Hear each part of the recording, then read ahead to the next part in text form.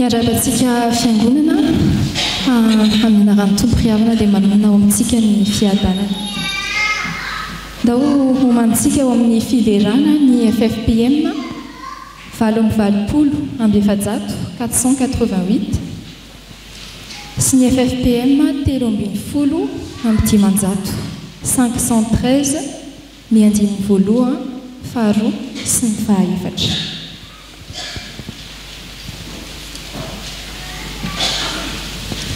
Dia ndonge mbola iarahantsika mijery ny filazantsara araka ny jaona. Perikopantsika androany. Jaona toko faha 5:10, ny andiny faha 1:10. Amin'ny anaran'i Jesosy zany manao hoe izany zavatra izany dia efa nolazaiko taminareo mba ho ao aminareo ny fifaliako ka ho tanteraka ny fifalianareo. Amen. Novidian'ny tompo sika ry havana mba hitoetra aty anatintsika ny fifalian'izy tompo. Ny mampiritreritra amin'ny fifalian'i Jesosy io ry havana dia izy andeha hivoaka hankany Getsemane sy Kalvaria dia miresaka ny fifaliana.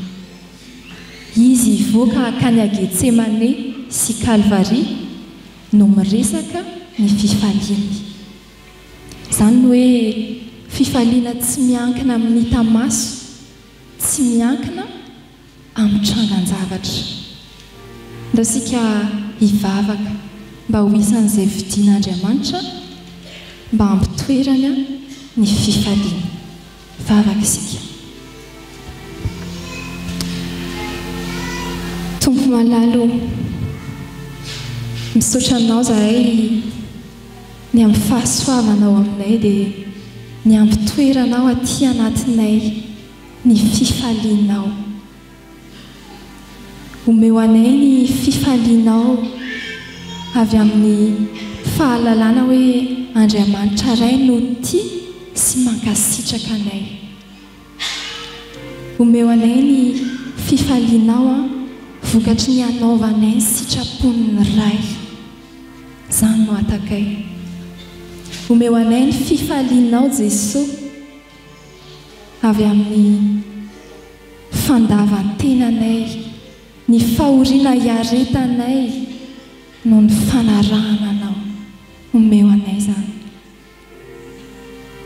Omeo anay ilay fifaliana anaty tsy miankina amin'ny zavatra hita amin'ny maso, tsy miankina amin'ny trangan-javatra, fa omeo anay ilay fifaliana tsy miovaovana amin'ny vadibadika, fa mahatoky tanteraka ny fitiavanao anay. Amin'ny anaranao Jesosy no nanaovana izany vavaka izany. Amen.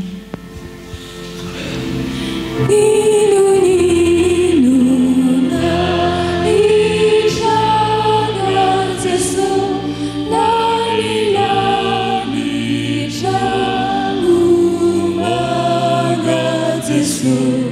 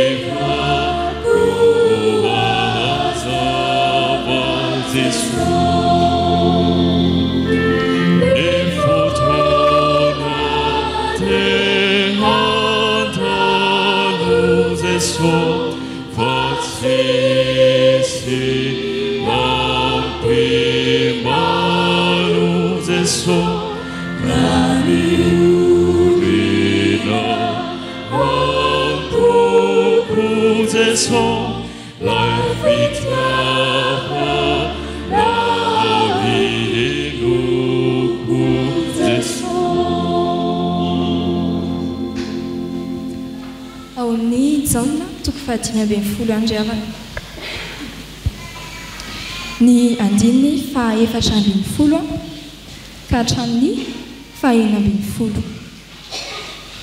Misy notsongaina manokana vakina amin'ny anaran'i Jesosy manao hoe ianareo no sakaizako raha manao araka izay nandidiko anareo. Tsy ataoko hoe mpanompo intsony ianareo. Andininy fa enina ambin'ny folo. Tsy ianareo no nifidy aho fa izaho no nifidy anareo. Amen. Novidin'ny tompo sika ho sakaizany ry havana. Voninahitry Abrahama ny nantsoina hoe sakaizan'Andriamanitra. Ary androany amin'izao marain'izao dia tiany Jesosy antsoina koa sika hoe sakaizana. Dia raina mandrakizay ny anarany. Vavaka isika. Tompo malalo dia rainay ny anaranao. Misaotra anao Tompo nifidy anay ho sakaizanao. Sofa tsy nifidy ny masina ny tsara indrindra ianao fa nifidy anay. Dia rainay mandrakizay ny anaranao. Misaotra ny amin'izany fahasoavan-dehibe izany. Tena hoe faly ny fonay mandre an'izany dia voninahitry Abrahama razanay ny antsoina azy hoe sakaizan'Andriamanitra. Dia izay koa Jesosy tretrika indrindra antsoina hoe sakaizanao. Dia mbola misaotra anao koa izahay manoro anay ny condition amin'izany dia ny ankatoavanay tanteraka ny didinao. Ny ankatoavanay ny didinao tahaka ny mpanompo, tahaka ny andevo. Omeo anay Tompo, omeo anay ny tony tena ho andevonao Jesosy. Tahaka ny apôstôly Paoly, tahaka ny Jakoba, tahaka ny Petera, ho andevonao tahaka ny Jaona. Dia ho faly izahay mandre anao miteny aminay hoe tsy ataoko hoe mpanompo intsony ianareo na dia tena izany tokoa aza, fa ataoko hoe sakaizako. Misaotra Jesosy malalo amin'ny anaranao nanaovanay ny vavakay. Amen.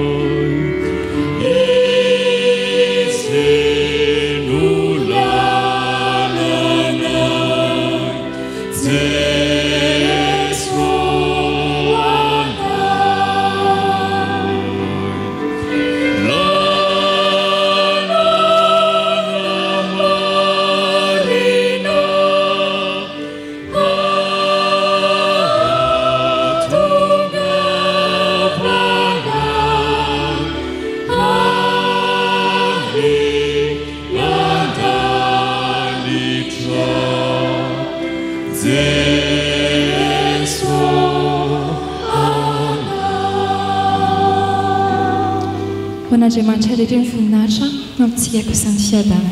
Amen. Anio 7 Jolay 2024 Alahady fadimy manaraka ny Trinité. Alahady izay tondranam-bavaka ny sampana tanora kristianina manerana ny sahan'ny FJKM. Ny fandarana isorantsika dia nalaina tamin'ny fandarana iombonana natolotry ny STK FUIB. Hipanjinana aloha hevitra hoe every ny fifidianan'ny tompo. Ho an'izay rehetra malala an'Andriamanitra sady voantso masina. Ho aminareo anefa fahasoavana sy ny fiadanana avy amin'Andriamanitra raintsika sy Jesosy Kristy Tompo. Amen. Ho fisaorana sy fiderana an'Andriamanitra dia raha antsika mamaky eo am-pitsanganana ny salamo.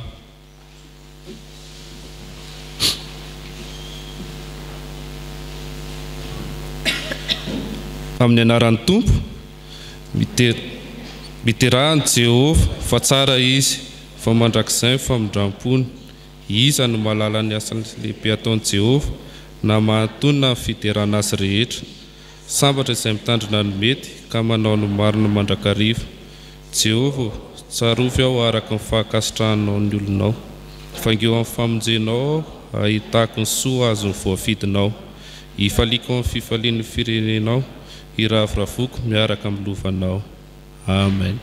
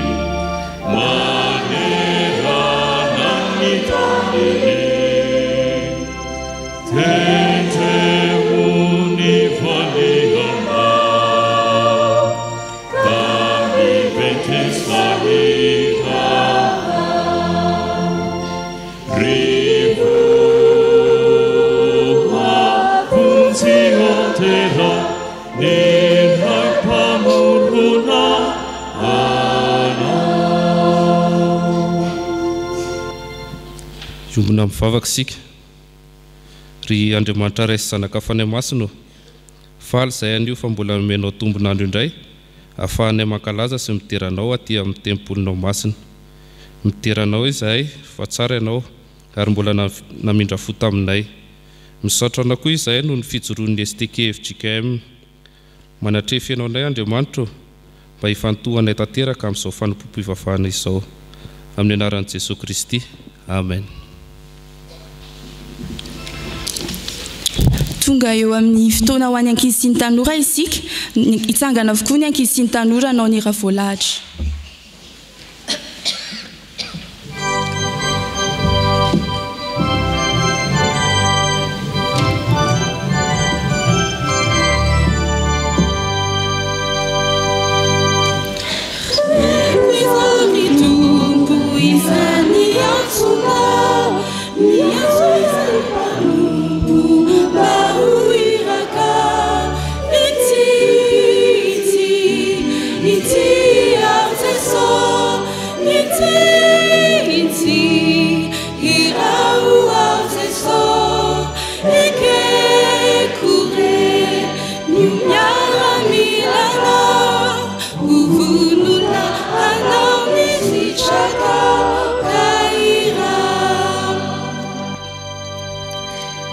Hivavaka isika.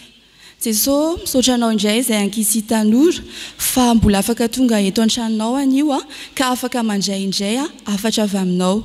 Koa mitenena indray Jesosy fa miaino izay amin'ny anaranao Jesosy Kristy. Amen. Ny tenin'Andriamanitra izay angalantsika afatra anio dia ao amin'ny Jaona 5:12 tapany voalohany. Jaona 5:12 tapany voalohany mivaky toy izao amin'ny anaran'ny Tompo. Tsy ianareo no nifidy ahy fa izao no nifidy anareo ka nanendry anareo mba handeha sy hamoha. Amen. Indro tantarana lehilahy anankiray no entina amintsika ankizy sy tanora anio lehilahy Australiana iray izy ity ny anarany dia atao hoe Nicolas James Vujicic. Ity lehilahy anankiray ity ry ankizy sy tanora dia nanana itony aretina itony hoe tetra-amélia. Io aretina io dia aretina tsy fisian'ny ratsan-tanana sy ny ratsan-tongotra ary mety hiteraka hatramin'ny fahafatesana mihitsy azy. Ny zaka fanaratsiana maro no io aretina nahazo io unique ary nisy fotoana mihitsy ary izy tena kivy ary tamin'ny fahavalo taonany dia nisy fotoana tena saika namofo mihitsy unique Vujicic. Fa atao anatin'izany anefa dia tsy nitsahatra nanontany an'Andriamanitra mihitsy izy hoe ny amin'ny antony io tranga izay nahazo azy io. Vokatra izany rehefa nelehibe izy dia nahatsapa fa anila ny saotra an'Andriamanitra izy satria mbola velonay nasoama tsara. Ary tao anatin'izany fotoan'izany dia tena tafahoana tanteraka tamin'ny tompo iniky Vujicic ary nanaiky izy fa mpanota ary natoky ihany koa izy fa matoa io aretiny io nahazo anazy dia satria nisy antony mampatonga an'Andriamanitra nanao an'io taminy.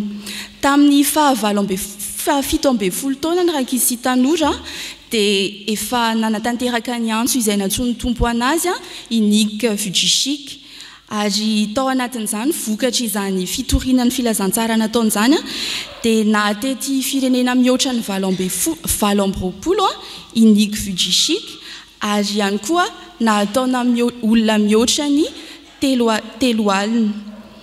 Ny lahara-panome an'i iniky teo amin'ny fiainany dia ny anambarany fitiavan'i Kristy ary niaraka amin'ireo olona izay nitorian'ny fitiavan'i Kristy any amin'ny fiainana mandrakizay.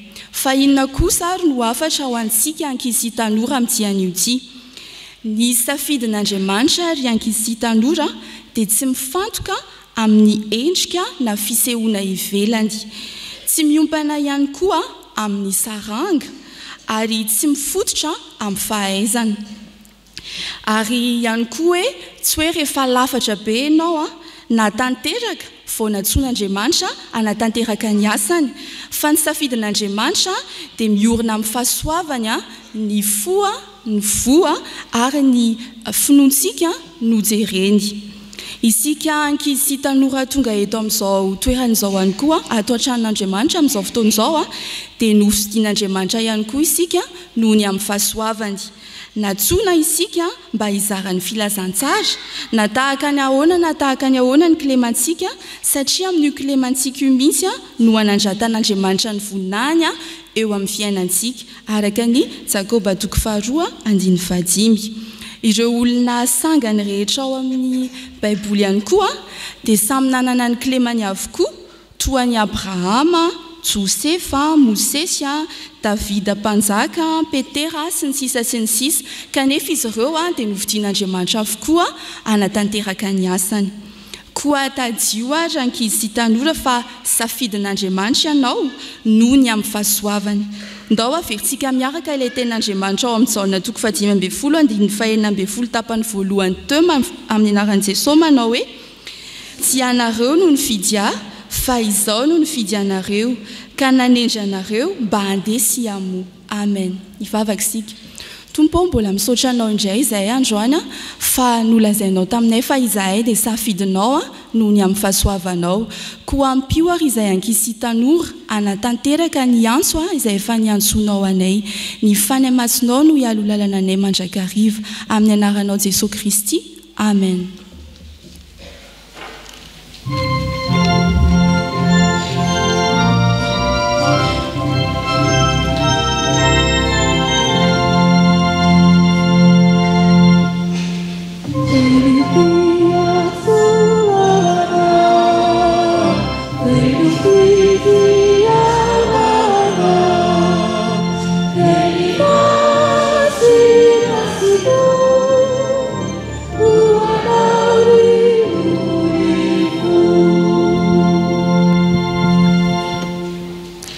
Iaraka ivavaka isika tompoko.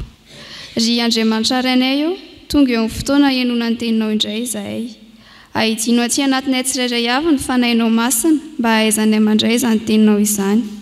Aoka ireo izay hamaky ny teny mba tsy handisy na handatsaka, ny mpanomponao izay tondra ny afatrao mba tsy hanambara fa tsy ny sitraponao.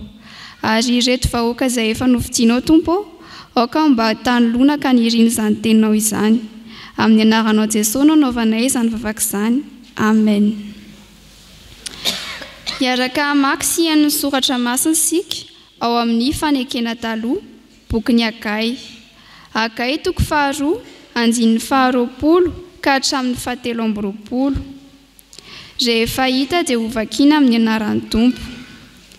Ary tonga fandroany tamin'ny Agai ny teny Jehovah tamin'ny andro 420 nanao hoe: lazao amin'ny Zerubabela, governoran'i Joda hoe: ampiroroko ny lanitra sy ny tany, dia ahoko ny seza fiandrianan'ny fanjakana, ary ho fonako ny herin'ny fanjakan'ny firenena, ary ahoko ny kalesiny sy ny mitaingina eo aminy ary samy laviny sabatry ny namany avy ny soavaly sy ny mpitaingina azy.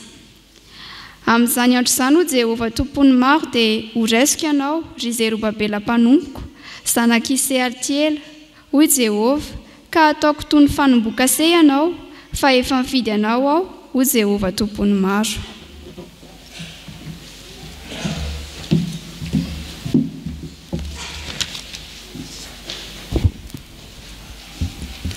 Hotohizantsika ny famakiana ny soratra masina ao amin'ny fanekena vaovao filazantsara araka ny Jaona. Jaona 5:10, 1:11 ka hatramin'ny 4:9. Ary ho faranantsika ny famakiana ny soratra masina ao amin'ny bokin'ny Asan'ny Apôstôly.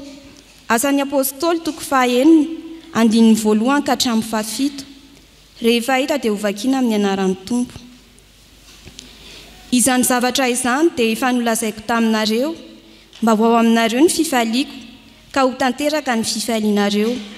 Izao ny didiko dia ny mba hifankatiavanareo tahaka ny tiavako anareo. Tsy misy manana fitiavana lehibe noho izao dia ny manolotra ny aina hamonjy ny sakaizana. Ianareo ny sakaizako raha manao arak'izay andidiko anareo. Tsy ataoko hoe mpanompo intsony anareo fa ny mpanompo tsy mahalala izay atao amin'ny tompony fa efa nataoko hoe sakaiza ianareo. Satria izay rehetra reko tamin'ny raiko no nambarako taminareo. Tsy ianareo no nifidy ahy fa izao no nifidy anareo ka nanendra anareo mba handesy amo ary mba haretany vokatrareo mba homeny indray anareo izay rehetra angatahinareo amin'ny anarako na inona na inona. Ary tamin'izany andro izany rehefa niamaro ny isan'ny mpianatra dia nomonina tamin'ny Hebreo ny Helenista satria tsy mba enina tamin'ny fiantrana isan'andro ny mpitondra tenany. Ary ny 12 lahy nampiangona ny mpianatra rehetra ka nanao hoe tsy mety raha mandao ny tenin'Andriamanitra hitandrina latambatra izahay. Koa amin'izany ry rahalahy, mizaha 7 lahy eo aminareo izay tsara laza sady feno fanahy masina sy fahendreny mba ho tendrena hitandrina izany raharaha izany. Fa izahay kosa aharitra amin'ny fivavahana sy ny fampianarana dia sitraky ny olona rehetra ny teniny ka nifidy an'i Stefana izy, lehilahy feno finoana sy fanahy masina, ary Filipo sy Prokoro sy Nikanora sy Timony sy Parmena ary Nikoleo, proselita avy any Antiokia. Ireo dia narosony teo anatrehan'ny apôstôly ary rehefa nivavaka ny apôstôly dia nametra tanana taminy dia nandroso ny tenin'Andriamanitra. Ary niamaro indrindra ny isan'ny mpianatra tamin'i Jerosalema ary marobe kosa ny mpisorona nanaiky ny finoana. Amen.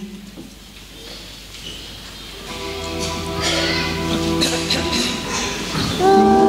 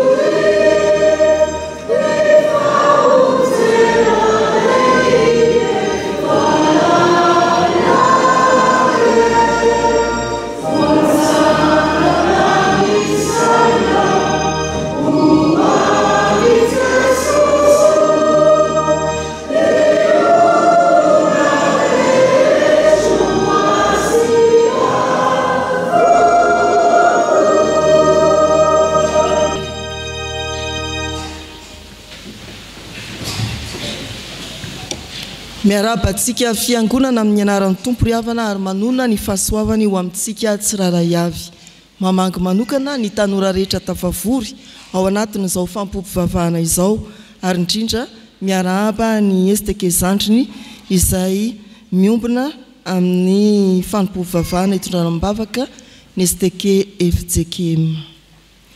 Jaona toko fahadimy ambin'ny folo ny andininy fahaenina ambin'ny folo. Jaona toko fahadimy ambin'ny folo ny andininy fahaenina ambin'ny folo tapany voalohany mivaky toy izao amin'ny anaran'ny tompo. Tsy ianareo no nifidy ahy, fa izaho no nifidy anareo, ka nanendry anareo mba handesy amo ary mba hareta ny vokatrareo.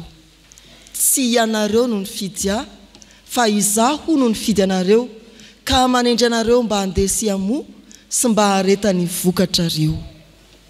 Izany no teny tiany tompo ampiorenandray ny finoantsika indrindra ny finoan'ny tanora kristianina. Tsy ianareo no nifidy ahy, fa izaho no nifidy anareo. Miteny izany Jesosy satria teo amin'ny tontolo jiosy izay niriariavana eo am-pitenenana izao fanoharana izao dia ny tsirairay no nifidy izay hampianatra azy. Hitantsika ao amin'ny soratra masina ny fanonana hoe mpianatra Jaona, tazantsika tany fiangonana tany Korinto ny amin'ny hoe izao an'i Kefasy, izao an'i Paoly. Fa tsy izany ihany fa eny amin'ny fiarahamonina mandraka ankehitriny dia fantatra tsara mihitsy fa ny tsirairay no nifidy ny sekoly ianarana, ny université idirana, na dia tena atao malalaka azy, ambara, anaovana dokam-barotra. Dia tsy afaka mifidy izy ianao any amiko mianatra, iry olona ry ary no mianatra, na iny olona toy izao ary no mandrato fianarana. Tsia, tena hoe izaho manana ny safidiko amin'izay sekoly hidirako, ianao manana ny safidinao amin'izay hampianatra anao. Tsy mba izany ao amin'ny Kristy ambarany mazaveto fa tsy isika no mifidy azy fa izy no mifidy antsika. Ahoana ary no mahatonga anao eto amin'ity fiangonana ity? Ahoana ary no mahatonga anao ho isan'ny kristianina? Ahoana ary nahatonga anao ho isan'ny sampana tanora kristianina, zandrina na tanora kristianina? Indraindray tonga eto ampiangonana isika satria ny ray aman-dreninao, ny ray aman-drenintsika, ireo ray aman-dreny tany aloha dia efa teto ary dia nitaizanao izy, nitaizantsika izy, mbola ho tafatoetra sy haharitra amin'izao maha-kristianina antsika, maha isa-piangonana antsika eto izao. Misy koa antony hoe noho ny fanambadiana dia tonga isa-piangonana eto ianao ary tonga kristianina koa azy. Misy antony hoe noho ny fonenana eto no akaiky fa tany amin'ny faritany ianao na tany amin'ny fiangonana hafa lavidavitra kokoa dia tonga eto ianao mifindra fiangonana. Ny antony arak'asy, ny antony eritreretanao koa hoe ny fiangonana tahaka izao mety afaka hanohana anao na hanolotananao amin'izay filana vonjy ilainao amin'ny andavanandro mpiainanao. Mety ho ny hatsaran'ny fiangonana sy ny bikany mahatonga anao hiditra eto amin'ity fiangonana ity. Mety ho taritariny samy tanora, mety ho tantarany tanora kristianina zandrina, fa tsy izany. Mbola lalana natongavana eto zany, fa ny tena fototra dia ny filazan'i Jesosy hoe tsy ianareo no nifidy ahy, fa izaho no nifidy anareo. Mialoha ny fanapahan-kevitra ho hiditra amin'ny fiangonana tahaka izao, na hanompo an'Andriamanitra amin'ny sampana izao na izao, ny safidin'ny tompo ny aminao. Ianao alaina mba hiditra mpiangonana ho kristianina, hanompo an'Andriamanitra eo amin'ny sampana na ny fikambanana samihafa. Tena asan'ny tompo madiodio zany. Antony faharoa ny hoe satria izao sy izao sy izao araka ny fitanisana teo fa ny antony fototra na hoana ho anao dia satria ambarany mazava hoe izy no nifidy atsika, tsy isika no nifidy any Jesoa fa i Jesoa no nifidy atsika. Ry havana malala rehetra ao amin'ny tompo, hevery zany fifidianan'ny tompo anao zany, tsy mandehandeha ho azy ny fahatongavanao ho kristiana, ny faharesen-dahatra ao hanompo an'Andriamanitra, fa efa nialohavan'ilay safidiny Jesoa araka ny teniny averina indray, tsy ianareo no nifidy ahy fa izaho no nifidy anareo. Fa ilay fifidianan'ny tompo dia misy toyana, tsy hoe nifidiany fotsiny anao dia midira atao am-piangonana, ndao hivavaka, ndao anao sampana, tsia, fa misy toyana hoe nanendry anareo. Jesoa nifidy dia nanendry. Ao anatin'ny fanoharana mikasika ny voaloboka ka ilazany Jesoa no mahafotom-boaloboka azy, izao andiny tsoratra masiny izao: ny toko 10 manontolo dia andorany amin'ny mpiaino sy ny mpamaky fa izy no tena voaloboka, ianareo no sampany. Raha miteny izy manao hoe nanendry anareo dia milaza zany hoe nametraka anareo tsy ambony W fa tena namboly anareo, nampiraikitra anareo amin'ilay tena voaloboka. Tena hoe nalainy ianao, nofidiny ianao dia napetraka, naraikitra amin'ilay tena voaloboka. Izay no hevitry ny hoe nanendry anareo.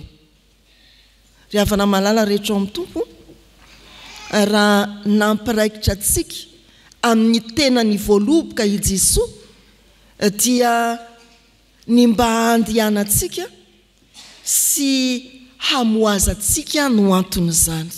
Napetrany eo amin'ny tena ny voaloboka isika dia eo aminy mba hiorina tsara, tsy petrapetraka fotsiny eo ka andaniny tsirony hazo na ny fotom-boaloboka, fa aka ny tsirony zany dia andeha tahaka ny ladina voaloboka ary amoha.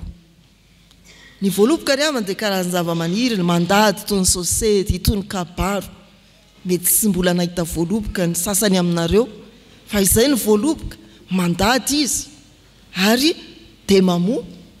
Voana voaloboka hitantsika eny an-tsena tonga ny ambavantsika.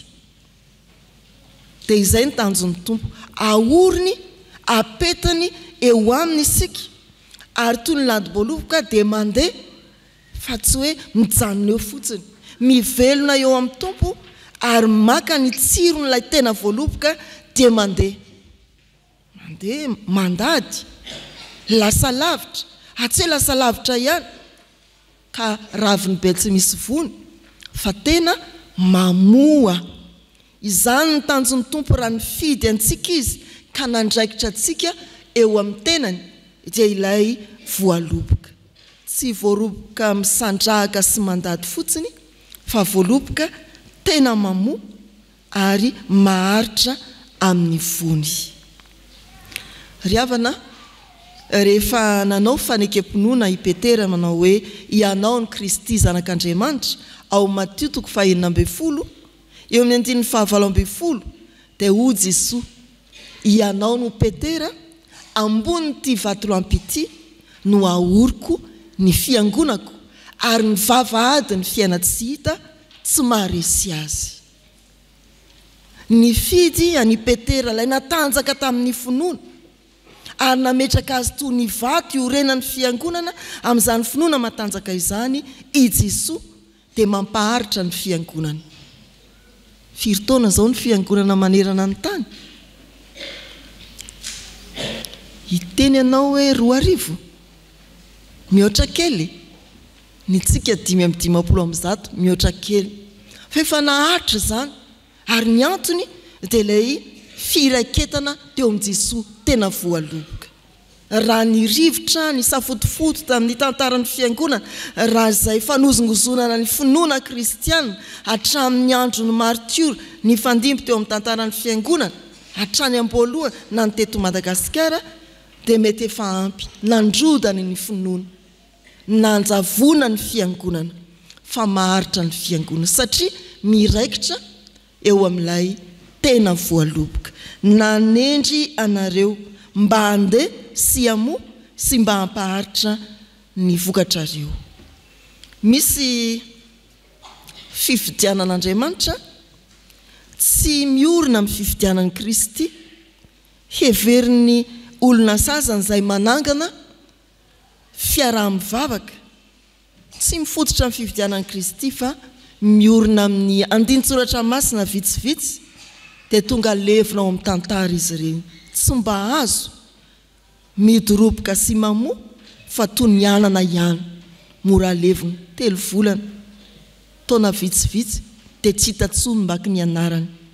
Misy koa karazana antoko-pivavahana izay mikirakira ny Baiboly, maka boky tokana ao amin'ny Baiboly, fa rehefa mandeha ny tantara, rehefa mandeha ny volana sy ny taona dia tsy ny mahafiangonana ny zava-dehibe fa tonga antoko politika. Izany fikambanany mpivavaka izany. Manendry anareo mba handeha sy hamoa. Tsy hita nanjavonana ny vadika ho zavatra hafa, ilay nambara fa fiangonana. Tsy niorina tamin'ny fifidianan'i Kristy, tsy niorina tamin'ny soratra masina marina, ka dia nanjavona tsy naharitra. Fa misy koa fiangonana miaina toy ny fikambanana tsy miankina amin'ny fanjakana, ka rehefa nijanona ny mpamatsy vola dia nitsahatra tamin'izay koa ny fisiny. Tsy niorina tamin'ny fifidianan'ny Tompo, tsy niraikitra tamin'ny Jesosy Kristy, fa mety niorina tamin'ny fisin'ny vola azony kirakiraina, ka rehefa lasa zany dia levona koa izay atao hoe fiangonana. Fa misy koa fiangonana izay nahatsiaro ny fifidianan'ny Tompo, saingy tsy mamoa satria variana fotsiny mivelona amin'ny tenin'Andriamanitra, tsy mieritreritra izay asa. Dia ireo karazan'olona toy ny hoe mba eto am-bavaka, fa tsy mieritreritra izay hivavaka ho an'ny hafa. Ilay karazan'olona toy ny hoe ampahereza ka hanaovana asa sy fampaherezana, fa tsy mieritreritra izay mba hampahery ny hafa. Ilay karazan'olona izay zatra miditra sy mivoaka ny fiangonana fa tsy manana anjara fanompoana eo amin'ny fiangonana. Izany dia ampieritreritra antsika araka lohahevitry ny perikopy manao hoe evero ny fifidianan'ny Tompo. Tsy nofidiana ihany isika, fa notendrena indrindra koa ka naraikitry Jesosy eo amin'ny tena be ny voaloboka mba handeha sy hamoa. Hevero zany ry havana. Tendrena ianao mba handeha sy hamoa, fa tsy hoe andadilady ohatry ny voaloboka dia eny an-tsaha eny ary mbola ahitana voany. Tsy hoe hivoaka sy hiditra eto amin'ny fiangonana ka hipetraka ambony dabilio, fa tena hiraikitra amin'ny Jesosy, hiorina amin'ny Jesosy ary hikely aina amin'ny fanompoana. Na dia mbola tanora azy ianao ary ho anao tanora indrindra, aza omena any Satana ny tanjakao, ny herinao, ny fahatsaranao, mandehana miraketa miorena mafy amin'ny Jesosy ary atao vita ny voan'ny fibebahana izay efa iainanao. Hevero ny fifidianan'ny Tompo, tsy isika no mifidy azy fa izy no mifidy atsika, ka manendry atsika mba handeha sy hamoa. Ho an'Andriamanitra ny voninahitra. Amen.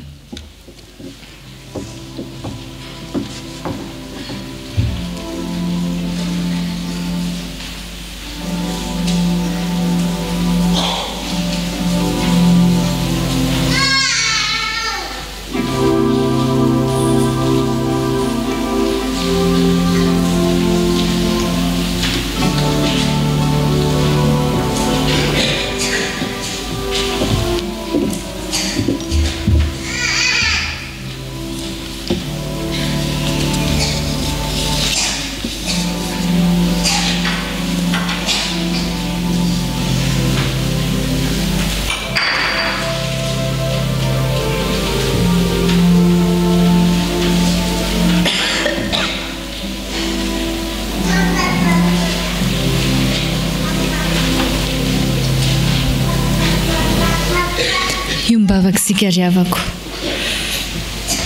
isaoranay ianao Andriamanitra fa ianao ny fidy anay, ianao koa no nanindry anay. Isaoranay ianao Andriamanitra, eny isaoranay ianao noho ny amin'i Jesosy Kristy ilay foto-boloboka, isan'ireo izay sampana mamelona izany zahay mba hamoty koa satria nofidianao, satria notendrenao. Naorinao amin'i Jesosy Kristy izahay mba hamovo tsara ary votsilevina fa maharitra mandrakizay. Tompo, airiarianao zahay. Riarianao zahay satria tsy mba menatra ianao ny fidy anay. Ay tena nametrahanao fitokisana izay Andriamanitra, ka nanankinana ho andraikitra masina ao amin'ny fiangonana no tendrenao zahay. Izay nataonay anefa, izay nosainay anefa Andriamanitra, izay navoaka ny vavanay dia toa namadika izany fitiavana ho anay izany, namadika izany fifidianana ho anay izany.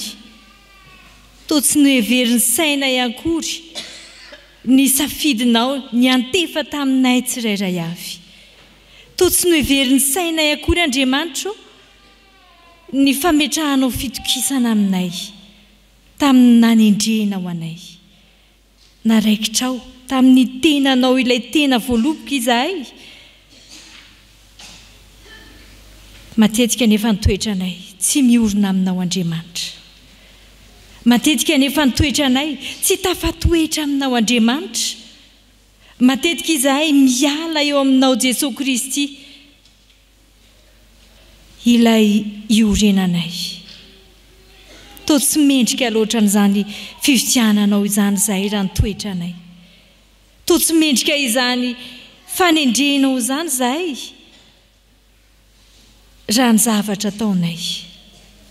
Nefa Andriamanitra ho fantatray fa ny Andriamanitra ivavahanay dia Andriamanitra mahay mamindra fo. Fantatray fa ny Andriamanitra ivavahanay dia Andriamanitra azo ifonana. Indreto ny fonay tena fahavalo Tompo, efa resaka mimalo. Ankehitriny mifony eto anatrihanao fa naditra, hitanao tsy miafina aminao ny ao am-ponay. Ankehitriny babinao tsy afaka ho aiza, Tompo ray sosakaiza. Amin'ny anaranao Jesosy nanaovanay ny vavakay. Amen.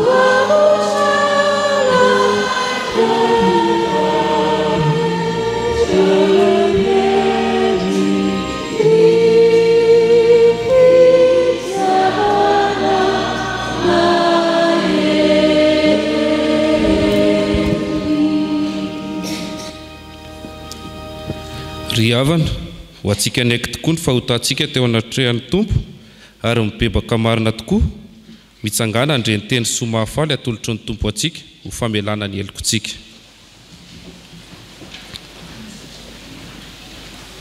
hoy ny tompo tany lavitra any no isehon'i Jehovah tamiko ka nanao hoe fitiavana mandrakizay no nitiavako anao koa izany nahaparetako famindram-po anao mbola hanorina anao indray aho ka dia iorina ianao ry Israely Virjiny ary mbola iravaka mitondra ny ampongatapaka ao ianao ka hivoaka amin'ny dininy faly ambara amin'ny anaran'ny tompo fa voavelany erokareo no ny anaran'ny masina miderany tompo amen.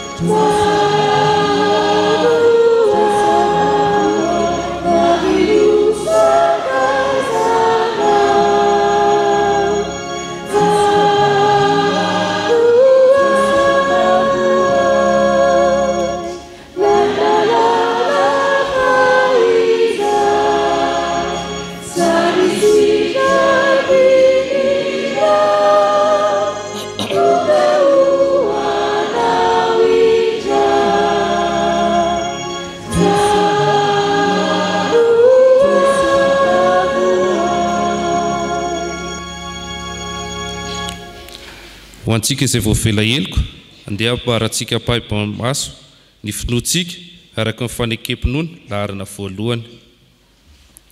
Mino an'Andriamanitra iray tsy to mpanao ny lanitra sy ny tany aho ary mino an'i Jesosy Kristy isan'ilay tokony hatompontsika izay nitorotorona tamin'ny fanahy masina nateraka Maria Virjiny ny tsara napatipilato nomboana tamin'ny hazo fijaliana maty ka nalevy nidina tany amin'ny fiainantsika mipetraka kafanan'Andriamanitra iray tsy to afiany ilay finy tsara velona sy ny maty mino ny fanahy masina fiangonana masina maneran'izao tontolo izao ny fiombonan'ny olona masina ny famelan-keloka ny fitsanganan'ny tena maty ary ny fiainana mandrakizay amen.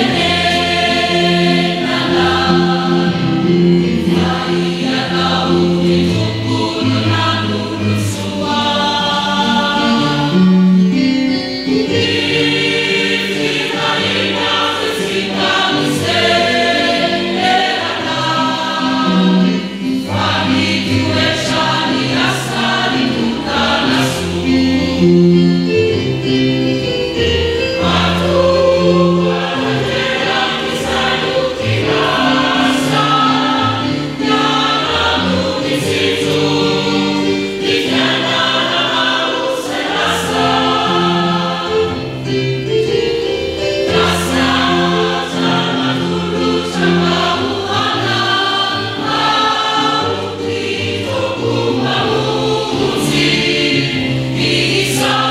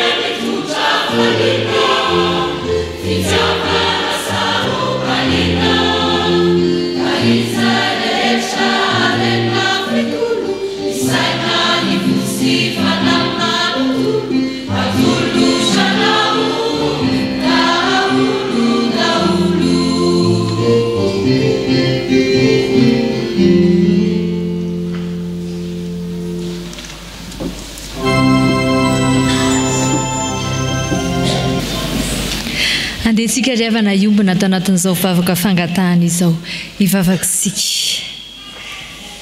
Novidianao izay Andriamanitro no tendrenao izahay, indreto izay vonanao ny asanao, andeha hiazakazaka anao ny asanao.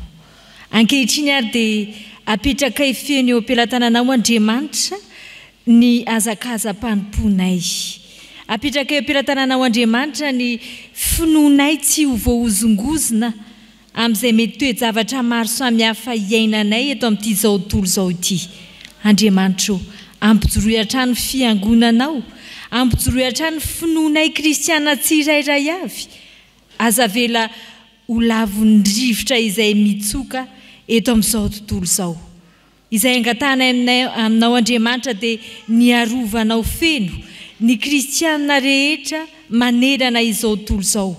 Izay iarovanao feno ihany koa ny fiangonan'i Jesosy Kristy eto Madagasikara, ny filoha mitantana izany sy ny mpiara-miasa amin-drehetra izay ao amin'ny sinôda parintany, indrindra amin'ny fitandremana rehetra.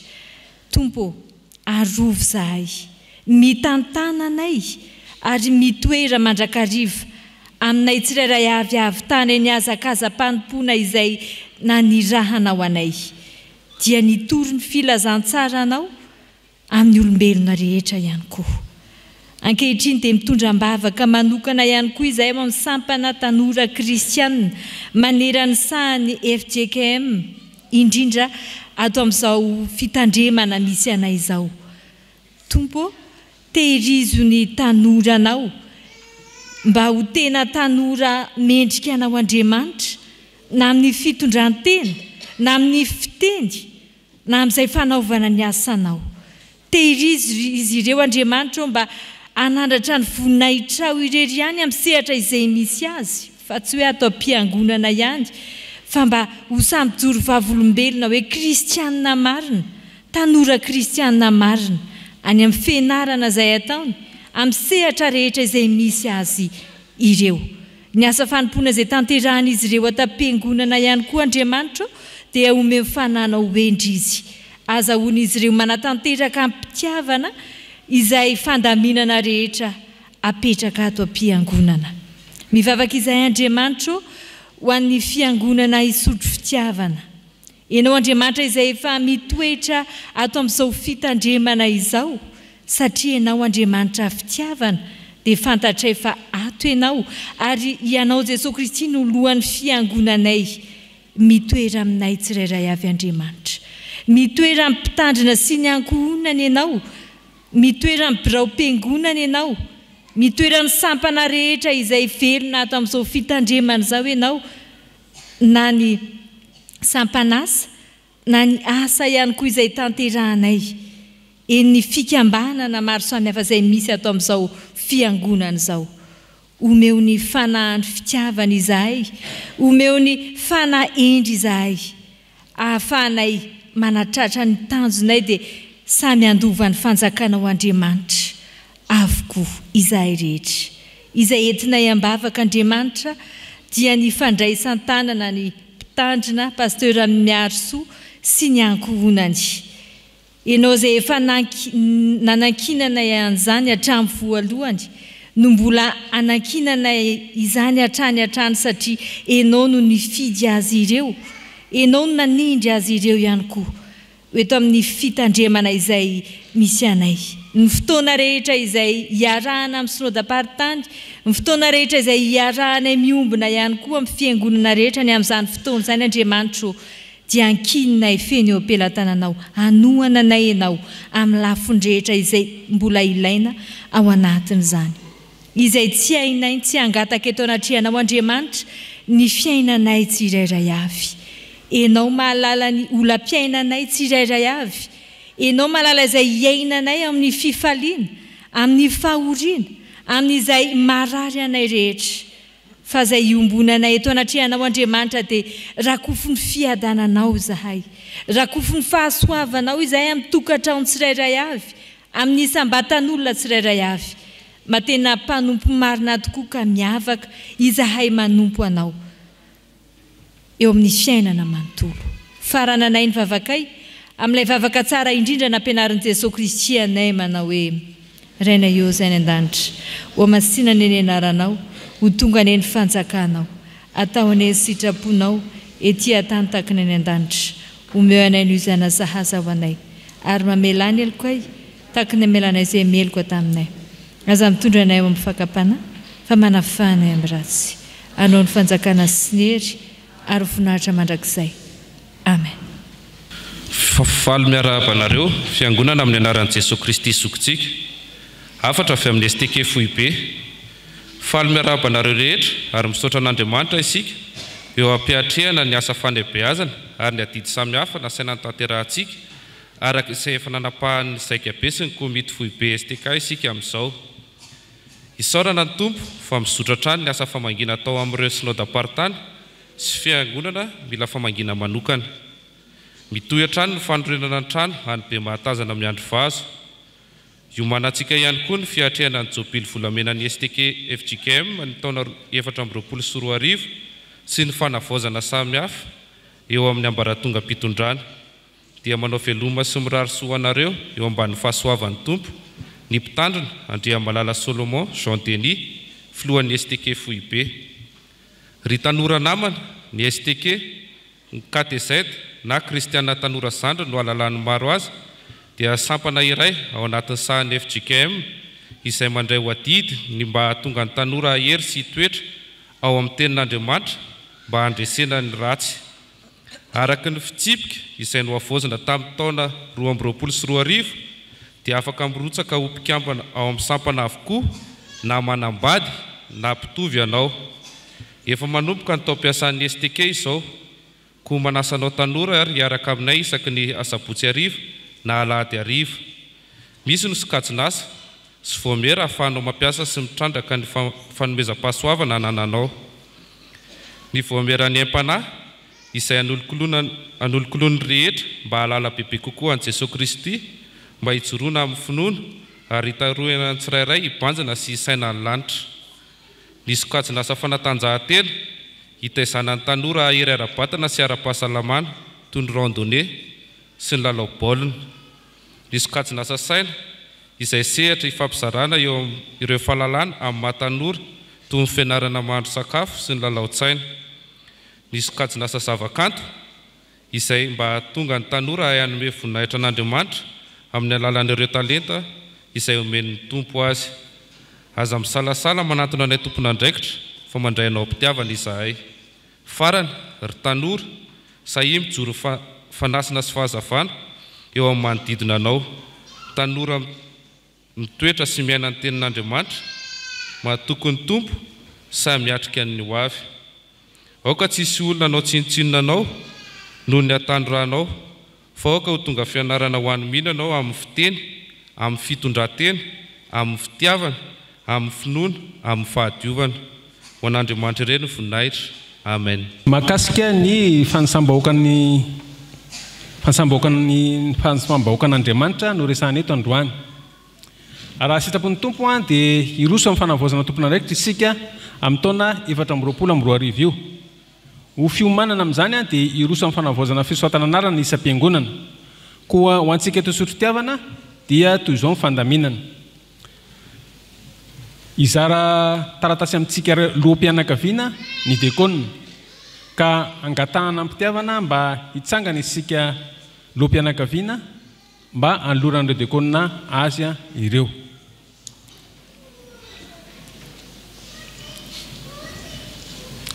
Loham-pianakaviana avy eto Sotrotiavana ihany no mangataka angatahana hitsangana. Anio alahady 7 Jolay sy amin'ny alahady 9 Jolay ihany no izarana reny fisy reny. Aorin'izay izay mbola tsy nahazo dia eo tokotanim-piangonana no maka izany amin'ireo ekipan'ny fansambahoakan'Andriamanitra.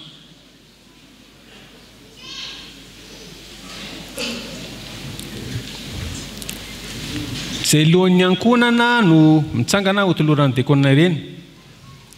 Mety ho lehilahy ianao, mety ho vehivavy.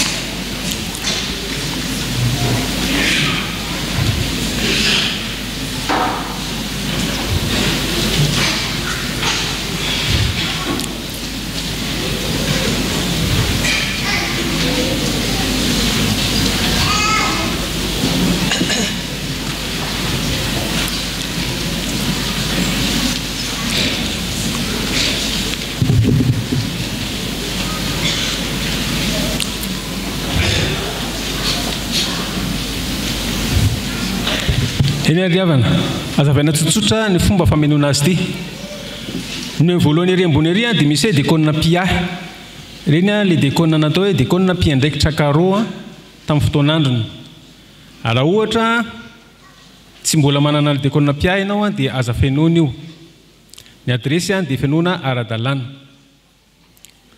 manaraka ny amin'ny anarana sy fanampiny petraka eo zany ny anaranao sy ny fanampiny tahaka an'izany koa ny vadinao fanao ambony sy ambany eo zany dia apetraka ny daty naterahana daty mibatisa toerana naovana batisa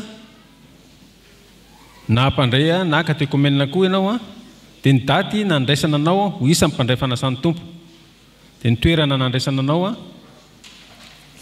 ary mariana fa rehefa mpandray fanasan'ny tompo eto sy fitiavana anao dia tokony manana numéro karatry mpandray le fandoavana didy iny zany mpandray iray zany dia numéro iray dia misy okaikeo fiangonana nisy anao 720 sy arivo sy 320 io dia natao fenon'ireo tsy mbola nisokatra anarana teto sotrofitiavana tamin'ny recensement tamin'ny 2018 ka nifindra eto sotrofitiavana teo nenelan'ny taona 720 sy 320 raha mpandray findra fiangonana zany ianao dia eo no apetraka ao ny fiangonana zay ny avianao ny sampana sy fikambanana dia ireo amban'ireo ny listy ny sampana sy fikambanana misy eto sotrofitiavana apetraka ao eo zay misy anao ny ray aman-dreny na maty aza dia azonao soroatana eo ray aman-dreninao efa maty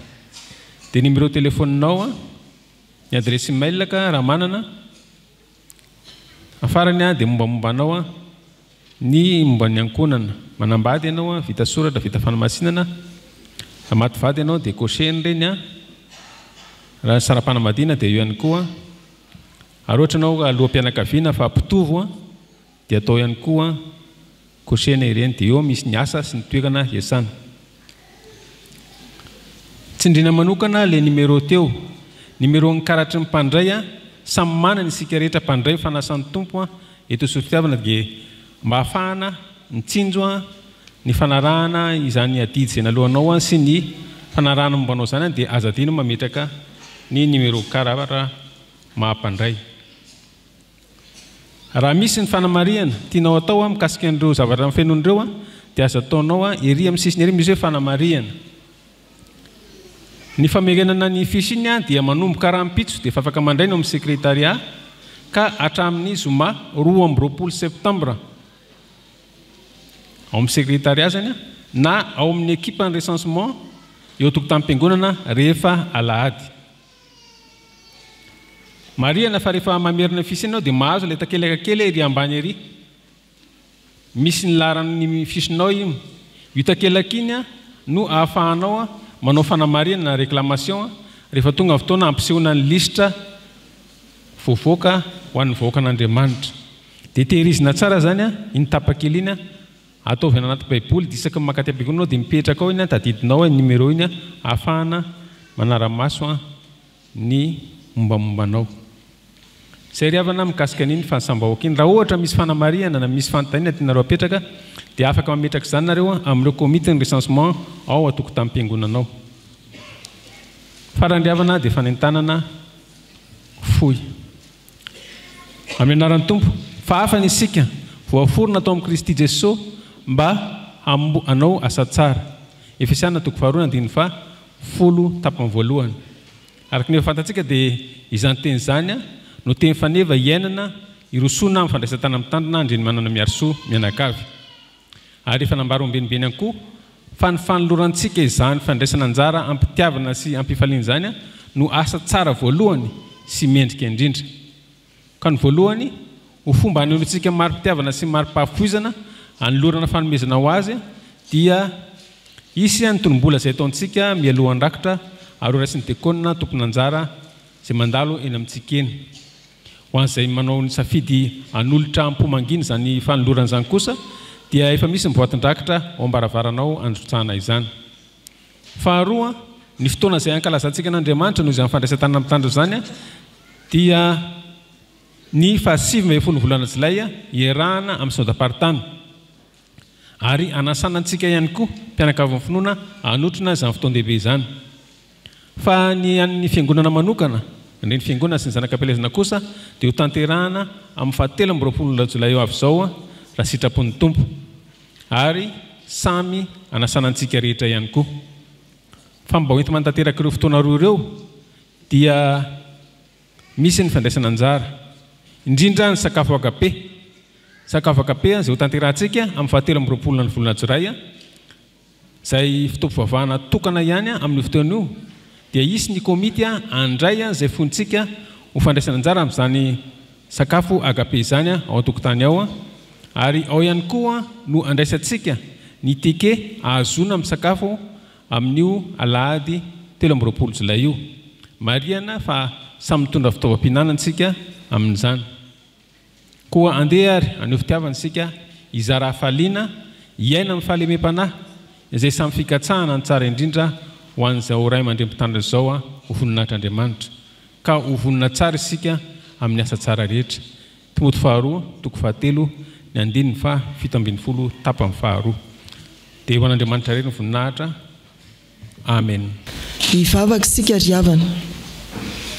Nataonay tamin'ny anaranao Jesosy Kristy ny asa sy fampaherezana ary tsaronay tokoa fa hainao mpiandry tsara no nomba ireto mpanomponao arak'izay nanosorana ho azy tsiraray avy nahazo hery izahay ary raha hivoaka izao tranonao Andriamanitra izao dia hiatrika amin'ny faherezana amin'ny fanantenana amin'ny finoana miorina tsara ny fiainanay andavanandro ka hajoro ho vavolombelonao atsiaro indrindra koa ny alehibe ny fitiavanao misaotra mitahiry anay amin'izao fahamasinana izao ary enganery tompo mbola ho tehirizinao hatrany izahay mihoatra n'izay tehirizanao anay amin'izany fahamasinana izany ho amin'ny mandrak'izainao dia misaotra Jesosy tompo. Amen. Mitsangana andray ny afatra sy nijodrana ro mamarana amin'ny hira 7:13 andininy 4 zao no afatra tolona ho antsika vavanandray ny asa sy fampaherezana. Hoy ny tompo, mpanompoka ianao efa nofidiko ka tsy mba nariko, aza matahotra ianao fa momba anao aho, ary aza merikerika foana fa izaho no Andriamanitra ao.